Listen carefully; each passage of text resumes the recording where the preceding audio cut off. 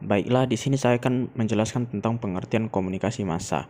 Menurut Bittner, komunikasi massa adalah pesan yang dikomunikasikan melalui media massa pada sejumlah besar orang.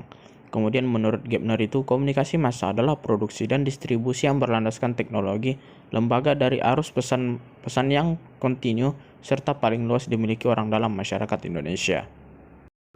Selanjutnya itu pengertian komunikasi. Pengertian dari komunikasi adalah suatu proses penyampaian pesan, ide, atau gagasan dari satu pihak kepada pihak lain agar terjadi saling mempengaruhi di antara keduanya.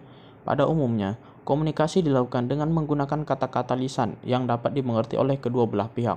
Apabila tidak ada bahasa verbal yang dapat dimengerti oleh keduanya, komunikasi masih dapat dilakukan dengan menggunakan bahasa nonverbal atau bahasa isyarat. Kemudian yang berikutnya itu adalah ciri-ciri dari komunikasi massa, yaitu yang pertama, pesannya bersifat umum atau meluas. Kemudian yang kedua itu komunikannya anonim dan heterogen. Kemudian media massa menimbulkan keserempakan komunikasi, lebih mengutamakan isi daripada hubungan. Kemudian komunikasi massa yang bersifat satu arah. Yang berikutnya stimulasi alat indera yang terbatas. Kemudian yang terakhir umpan balik tertunda dan tidak langsung.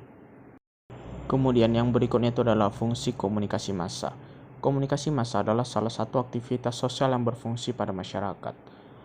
Ada dua aspek yang mempengaruhi komunikasi massa ini, yaitu yang pertama fungsi nyata, yaitu fungsi yang diinginkan, kemudian fungsi yang tidak nyata atau tersembunyi. Ya, berikutnya kita akan masuk terhadap jenis komunikasi massa. Yang pertama itu adalah surat kabar. Menurut AG, surat kabar memiliki 3 fungsi utama sekunder, yaitu to inform atau menginformasikan kepada pembaca secara objektif tentang apa yang terjadi. Kemudian yang kedua itu to comment, mengomentari berita yang disampaikan dan mengembangkannya. Kemudian yang ketiga itu to provide, yaitu menyediakan keperluan informasi bagi pembaca yang membutuhkan barang. Kemudian yang kedua itu adalah majalah. Menurut Dominic, klasifikasi majalah dibagi ke dalam 5 kategori, yaitu yang pertama General Customer Magazine, kemudian yang kedua Business Publication, kemudian yang ketiga itu Literary Reviews and Academic Journal, kemudian yang keempat newsletter, kemudian yang kelima public relation magazines. Kemudian yang berikutnya itu adalah radio. Radio adalah media elektronik tertua dan sangat luas. Radio telah beradaptasi dengan perubahan dunia dengan mengembangkan hubungan saling menguntungkan. Kemudian yang kedua, keunggulan radio ini adalah berada di mana saja, di tempat tidur, di dapur, di dalam mobil, atau di tempat lainnya. Kemudian yang berikutnya itu adalah televisi. Kemudian ada film.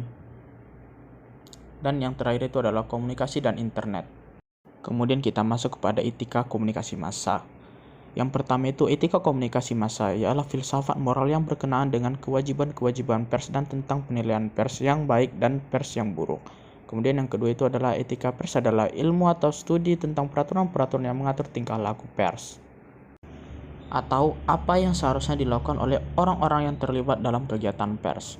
Etika pers mempermasalahkan bagaimana seharusnya pers itu dilaksanakan agar dapat memenuhi fungsinya dengan baik.